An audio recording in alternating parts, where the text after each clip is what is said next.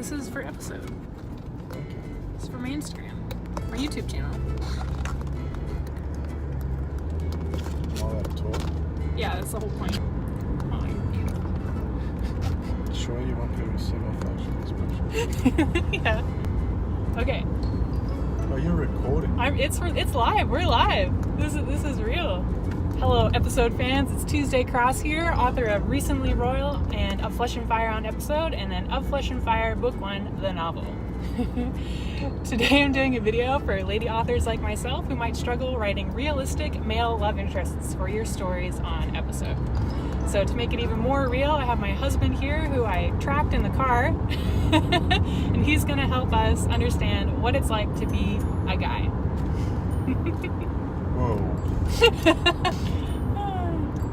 All right.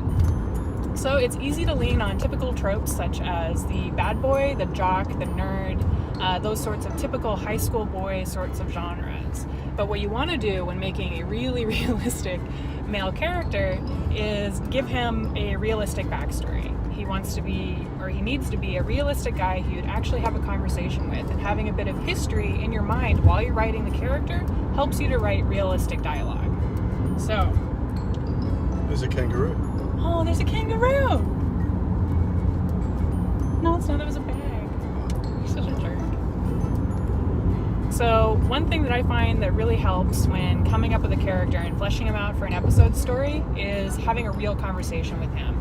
So, after I've given him a bit of a backstory, as in what's his name, how many siblings does he have, where did he go to school, what are his interests, why is your main character interested in him, once I actually know the history of the character, then I like to physically sit down and basically write out a question and answer for my male character. Like, what's his favorite color, and what does he want to be when he grows up, and then actually try and write responses to the questions that I'm asking from the perspective of that character. And I find the more questions I ask and the more questions I answer from his perspective, the more real he becomes and the more I actually learn about that character in the process. All right, so now that we have that sort of background layout done, what I want to do is ask my husband here a couple of questions, a couple of guy and girl related questions that will hopefully help you get into the mindset of your male character and hopefully write a more believable love interest. So I've been tricked into it too.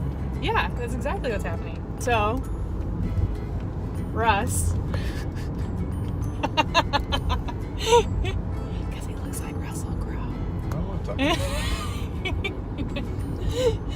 When you were a kid, or in high school, and you liked a girl, when did you, when you developed a crush on a girl, how did you know you had a crush? Because you would be embarrassed whenever you spoke to her. Embarrassed how? Nervous. Nervous. Like you were worried that she wouldn't like you back, or? Yeah, you started overthinking everything you were saying. You started being self-conscious around her. Yeah, that's cool. You'd put on some gold chains and try and impress her and stuff. Slick your hair. Yeah, you did all those things, but that was all part of just trying to attract any girl's attention, really. Just any girl. All of the girls. Then once you work out which one you got a crush on, that's when you start getting nervous. That's when you get nervous. Oh, that's cute. Well, that's a hot tip, girls. If he's nervous around you, maybe he likes you. Alright, so when you were 15, 16, or how old were you when you went on your first date? Your actual date? About 15. About 15. So before you asked her on a date, what did you go through in your mind, to decide to ask her out on the date? And then how did you ask her on a date? Did you just walk up to her and be like, hey, do you want to go on a date with me? Or were you did you slip her a note? No, I think because I'd actually already kissed her, so I was a little bit more confident. So it was more of a follow-up from a kiss to go on a date and see if we had more than a kiss in common. More than a kiss in common. I like that. So did you kind of did you just, was it automatic? I know. I've been waiting to do this. I've been waiting for us to be alone in the car. From memory, because she was at a different school, and this is pre-mobile phone days, it had to be done through a network of friends who were at her school to organise to get her phone number to call her home. to ask her parents if I'd speak to her to ask her out to go to the movies. So it's quite an extensive process back then. Yeah. So yeah, you had to be embarrassed in front of your friends because they had to do the groundwork for you. They'd get the phone number, which meant she had a heads up that you're going to call already. And then you had to call the parents because they answered the phone back then. And then you had to ask them, and then you get the who are you? Why are you calling our daughter?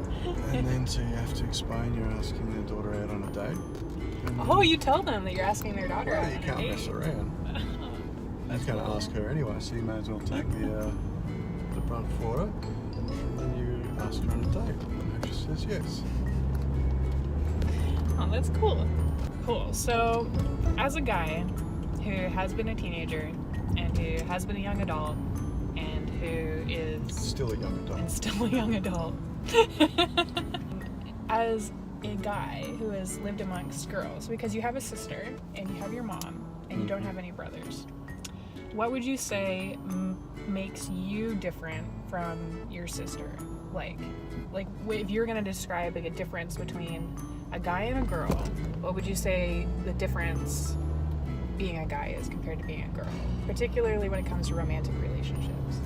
Like, do you think that guys, like, maybe in your experience have been more forward and like more like the first ones to ask a girl out on a date, or have the girls been quite forward too? When I was growing up, it was much more the guys would ask the girls. I think it kind of changed through my 20s and became fair play.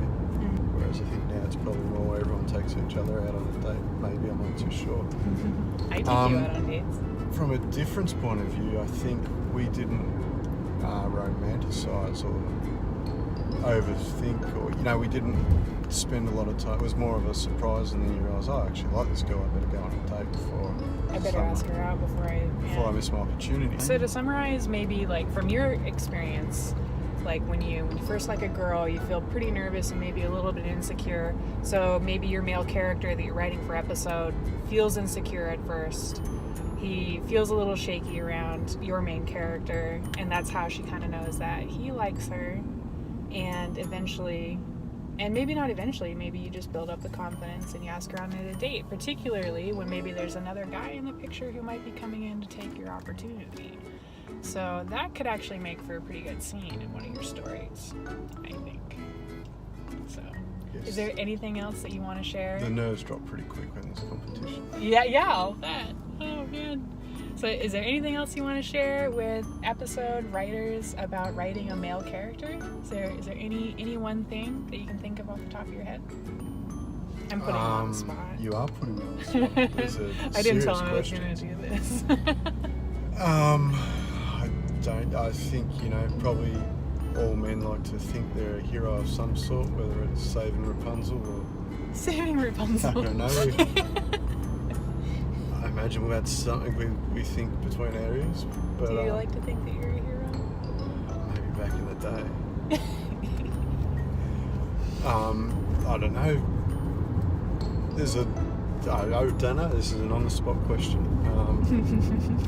If you're writing from a man, yeah, I'm going to pass on that. You're gonna pass on it. Okay. Well, maybe that's one thing you can take away about guys who are him, is that, you don't like to be put on the spot. Maybe that's something that we can take away. All right, everyone. Thanks for tuning in with Tuesday. I hope you learned a little bit more about writing a male love interest for your episode story. I hope that you had fun watching my husband on camera and listening to his answers. And I can't wait to talk to you guys next week about more exciting episode things. That's all. Hopefully I won't be trapped next week. He'll see it coming, so I'll have to be more creative next time, tricking him into being on a video.